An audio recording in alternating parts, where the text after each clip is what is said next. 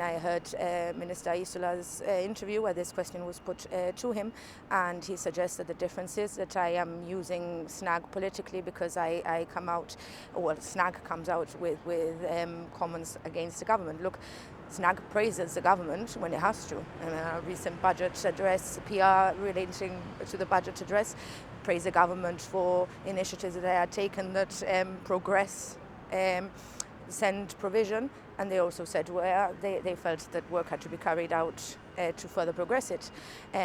But look, if we're going to go down that route, then perhaps the people that they have in their executive that are also part of other entities perhaps come out in defense of the government all the time and perhaps are used to are manipulated in that way. I'm not saying that. I don't think that is true. I think that people have the right to be part of executive committees and also have their constitutional right to participate in other entities. I believe that to be true, but it's very, very clear that either the government doesn't believe that everybody has that equal right, or that the government is holding me to a higher standard and is trying to force me out of either an NGO or politics. If that is the case, then perhaps they should publicly ask me to do so that the rest of the Gibraltar can see what they're trying to do to me.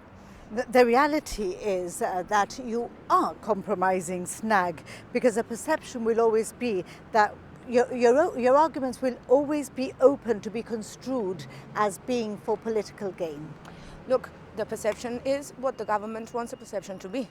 If the perception is that the government wants to demean me, then the government will demean me. The question mark is there.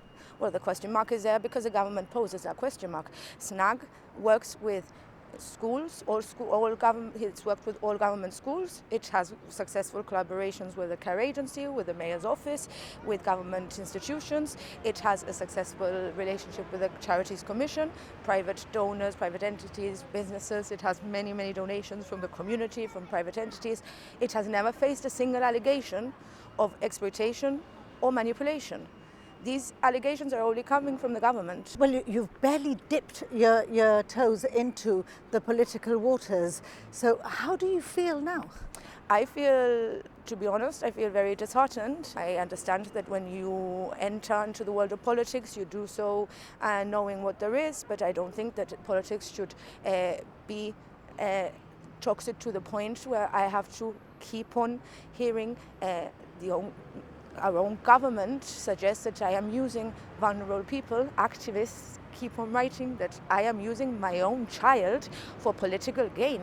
I mean, the damage that this does, not only to myself, but to my family, to my eldest child who is already hearing these comments by her friends that are hearing them at home, to my colleagues within the charity, to my friends. I mean, this is not right. This is extremely toxic.